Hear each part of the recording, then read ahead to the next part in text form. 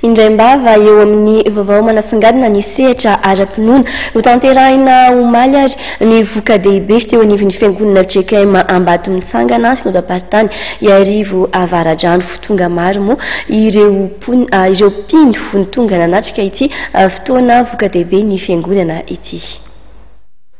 Raha fehezina dia fahombiazana tanteraka ny voka-dehibe izay notanterahany FJKM Ambatomitsangana Fanantenana Synodam-paritany Iarivo Avaradrano satria raha 12 tapitrisa ariary noho ny vinavinain'izy ireo hotratrarina dia nioatra ny vola voangona ezaka izay natao mba hamitana ny madiva na maternité dispensaire ary trano vady-piangonana.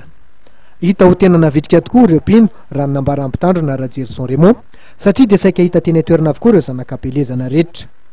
Azoko fitenina sy ambara foya ny zotriny zavatra rehetra tamin'ity voka-dehibe tao amin'ny FJKM Ambatomitsangana Fanantenana ity.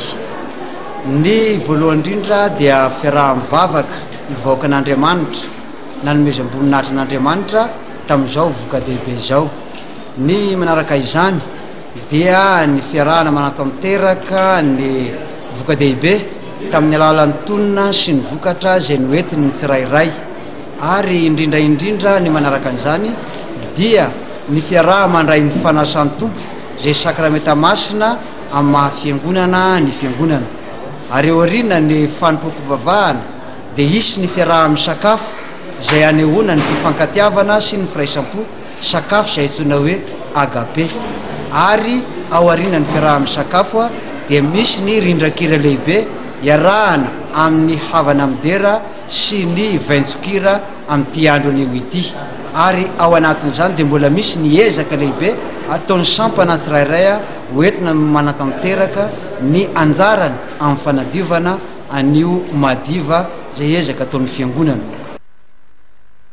Nambaram-pitandrona teny toerana fa dia isan'ny fiangonana mavitrika ary mafana amin'ny asan'Andriamanitra ny FJKM Ambatomitsangana Fanantenana ary porofon'izany na avy tany izy ireo ity vodi-drafitra sagoavany ity. Fantatra ary fa ny taona 2024 no otikanana sy sokatra ity tobim-pahasalamana lehibe ity. Dia iny fanadadiana iny ihany koa raha no manakatona indray ny fampahalam-baovao antsika isaorana sy ankasitrahana hatrany ianao nanjohy izany hatra amin'ny farany mankasitraka anao ary manome fotoana rampitsoa indray metraka ny velomandra-pitafa toboko.